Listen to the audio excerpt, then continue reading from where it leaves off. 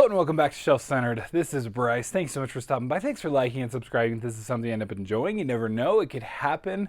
Well, thanks for stopping by for this special review. I'm going out of my norm for Piranesi by Susanna Clarke. That's this one right here. I am going to do this review in 3 parts. So the first part's going to be very quick. As I've been saying, the less you know about this book, the better.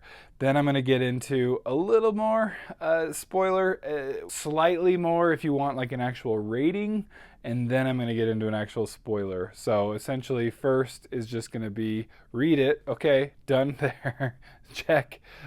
Second is going to be with an actual rating. If you want to stick around for that, I'll give things down below here. You can see where to jump ahead to. And then the final is an actual, get into a little bit more spoilers and whatnot. So anyway, we're keeping this short though. Reviews, I think, for me, do best if they're shorter. I think this book really lends itself best still, even with spoiler discussion of kind of less is more. So anyway, let's jump into it. As I said, review 1 is go read it. If you don't want any more, I definitely can at least tell you to go read it. All right, here's review number 2. A little bit more, slightly more if you want to review with a rating, and then if you like this, then you'll like that. So it's, again, a little more, but you know, it is what it is. So rating, I'm going with a 9 out of 10. Almost perfect. Absolutely loved it. But I do have to say, I like Jonathan Strange and Mr. Norrell more. So kind of, I don't know, that's technically, I guess, what I'm basing this off of. Probably could be a 10 out of 10 shelf book, but you know, Jonathan Strange and Mr. Norrell is just one of my all-time favorites. Then, if you like this, then you might like something else. This one was actually kind of hard, but also kind of easy. I went without giving away too much, and that's the goal here, but it is a good intellectual story. And I'm going to give these, but not give my real reasons why until I get into the spoiler section. So these are my 2, if you like this, then you might like. And the first is going to be Only Forward by Michael Marshall Smith. For some reason, it makes sense. If you've read both of them, let me know. Let's talk. We should probably do a live stream talk about them.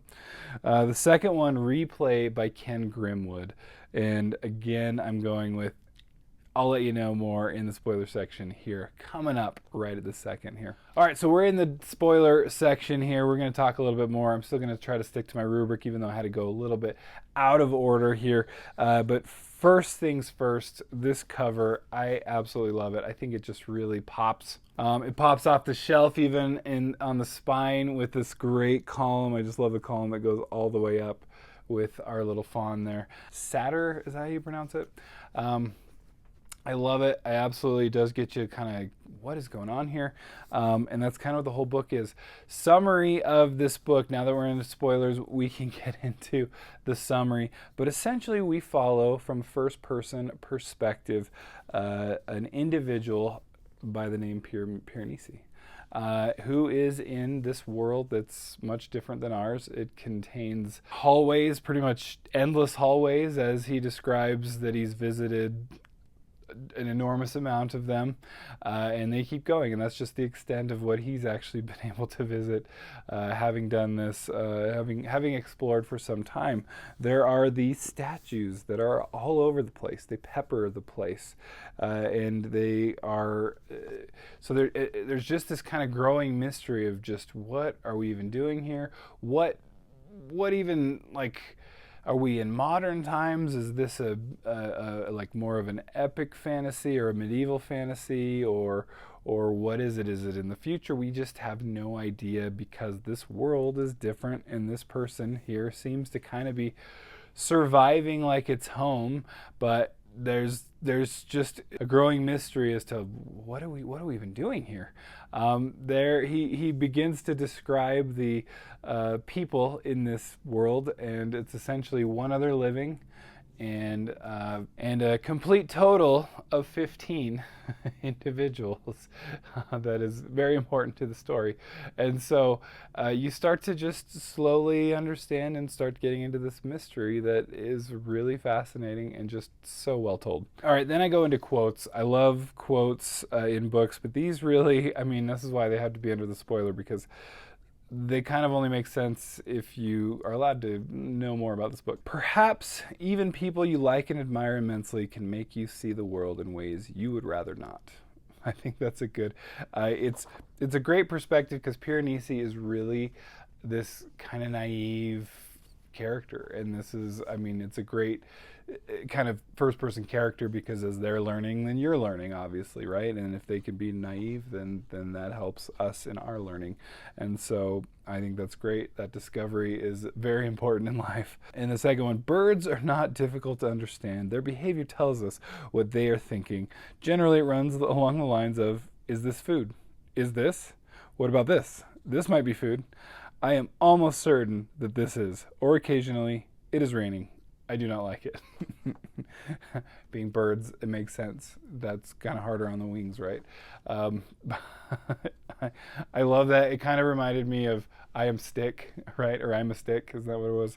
Stormlight Archive, great part. And then the last one I thought, my last thought before I fell asleep was, he is dead, my only friend, my only enemy. Just anyway, really powerful. Anyway, it just and great. And again, had to be under the spoiler. Clearly, getting into my likes versus dislikes. Maybe let's go dislikes first. I usually do likes first, but dislikes first because there really aren't. I mean, it's a 9 out of 10 book. There's not a lot to that, but this is actually, I think, because I'm forcing it a little bit, but it is one of those things that maybe the slowness of the mystery would kind of unfolding would turn some people away. And that's kind of my dislike again, because I think it's so well done. And maybe I can admit it could have been done maybe a little quicker and gotten a little more, into kind of what the mystery is. But I think it's so beautifully done in that you're just shown these little hints that get you more and more curious, right? The other person, the only other person that is there, he's very short with Piranesi, he doesn't really have patience. He's only there very seldom and just for a short period of time. And so the interaction is very short, it's very terse, and you're kind of like, is this guy just a jerk? And there's all kind of mysteries surrounding his, just why is he even there? And where does he live? How is he functioning as a human being there in this world? And so but then all of a sudden he's talking about this like shining device, right? And so eventually you're going, wait a sec. So this clearly isn't a medieval time. It's like this is more modern at least, if not more in the future. And so that's what I liked about it. Actually, I know I said it was a dislike, but more for I could see other people kind of being frustrated with it because it is slow. The first half, I would say, of the book is slower. And once you start, because it's these little kind of hints here and there start to kick in, and you're just like, I was glued to the book by midway through my reading. I literally was losing sleep trying to just read my eyes out because it was so good. It was so compelling. But again, it was that slow kind of, wait a sec, on every little thing where this very naive character is continually kind of noticing things. And just some of the funny parts I loved where he's like, discovering that there might be like, what if there are other people as much as like 70, which was like this like crazy high number for him. It was just great when it's like the whole world that he's in is like 15 is like the max. And so to just be like in the 70s of people, and it's just blowing his mind. So I love kind of just this slow understanding of the world. And I guess the other dislike is that I did think there would be more to the statues, and there really isn't any payoff with the bajillions of statues around. I think it's kind of explained, but not like, I guess, to the degree that I wanted. Some kind of had just some malicious intent, it felt like, and you're going, what is this about? Like, I want to know more. Why are certain statues just feeling like antagonistic? Why is a certain area feeling like, oh, you should not go in there, you're going to get murdered? It's kind of thing. Anyway, so there were certain things there wasn't any payoff to that I really felt like, or at least the payoff that I felt like good about, or that I wanted. But at the same time, I love this mystery of where this guy slowly is discovering, and it's almost like a memento kind of thing.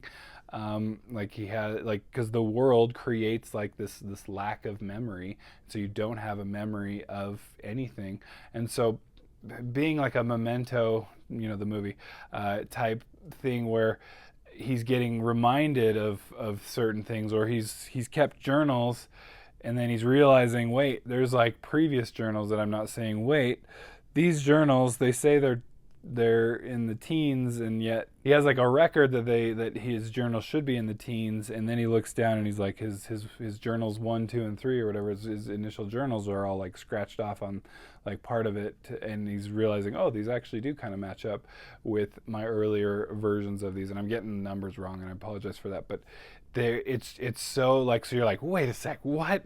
And so because of that whole kind of memento thing, you're like, okay, well, so he's starting to remember maybe some things.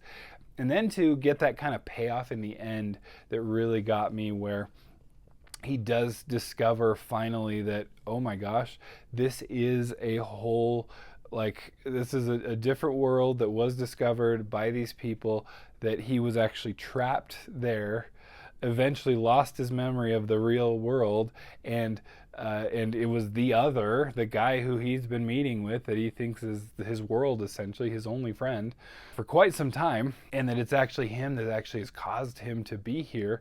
But then it's such a good twist on it, because you would think, oh, like, he, at least immediately when he gets trapped there, probably struggling and trying to get back as soon as humanly possible to the real world. But as he forgets and he becomes part of this world, and he's the beloved child of the house, and that's how he considers himself, like, the world that he knew before kind of just fades away, and he just loves the house and loves his life here, and cataloging things, and he's got this great brain for remembering, where things are in this great maze, essentially, of halls and vestibules and rooms and everything, and it's so fascinating. I love this like kind of turn of this, where you think like, great, he's been saved in the end, only for him to be like, I'm not going. Now he does eventually, obviously, go back to the real world, but it's not, he just doesn't care. Like, it's not him anymore. He is a different person. So there's so many things to take from that, I just feel like people change anyway. The person I am is not who I was in my teens, definitely, and not in who I was in my 20s. Some of it is the same, like a lot of things are the same, but a lot of things I've matured on, and I my priorities are different, and it's just kind of things to think about, and imagine having that completely just eroded or something. And I don't know much about Susanna Clarke. I would absolutely love to get her on the channel or something, to talk, because it's so fascinating to just have this idea of, I don't know if she has someone close to her with dementia or Alzheimer's, and I do, and I've had them pass, and just how tragic that is, that they lose that part of themselves, of the world, and what does that do to a person. One thing that was great is my grandma that had dementia, was that we had just had twins, and so every time we came around her, we got to introduce that we had twins, and it like blew her mind.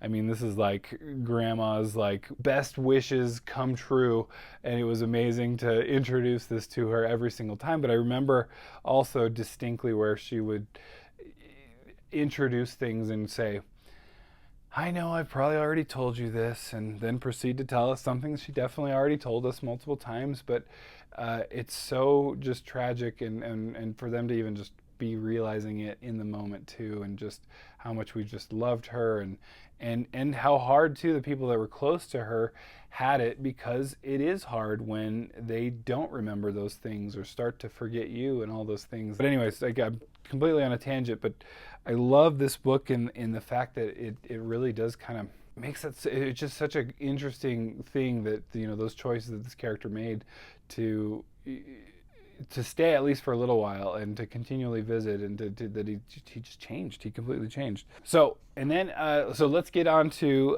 if you like this, you'll like, I know I already mentioned them, but this is when I want to kind of explain it. Only Forward, Michael Marshall Smith, and Replay by Ken Grimwood. Part of it is just, both of those have stuck with me, and Piranesi's definitely stuck with me, and I've been going back to it, and I wonder if it'll continue to stick with me, maybe or maybe not. Time will tell, as they say. But Only Forward really had me thinking for a long time, and it still does. Just some parts of it were like, what kind of nonsense? But also I liked it, and it was enough that you either quit the book or you keep pushing forward. And this kind of feels like that's the same kind of book. Replay by Ken Grimwood was another, just, you think about it constantly over the years, like, oh my gosh, what if Replay's one, what if you had a Groundhog Day essentially, but you kept reliving a certain portion of your life? Well, you could become rich, but you also could struggle with family life, and I won't get into any more spoilers than that. Susanna Clarke really just has me thinking with this book, with Piranesi. Like I said, rating 9 out of 10. It was absolutely amazing. I actually read this with my own eyes instead of my ears this time, and so I do not have an audiobook recommendation, but I'm sure it's great. They go all out on these big ones, but I cannot recommend this book enough. It is absolutely great. It is just compelling, and it is worth the slow start, which I think is really in its favor. Slow start, it's great, and it has you just really appreciating kind of like the mystery that much more, and getting that much more just sold into it, and I love it. So anyway, thanks for stopping by. Thanks for checking this out. I hope you enjoy it as much as I did, and we'll catch you next time. Bye.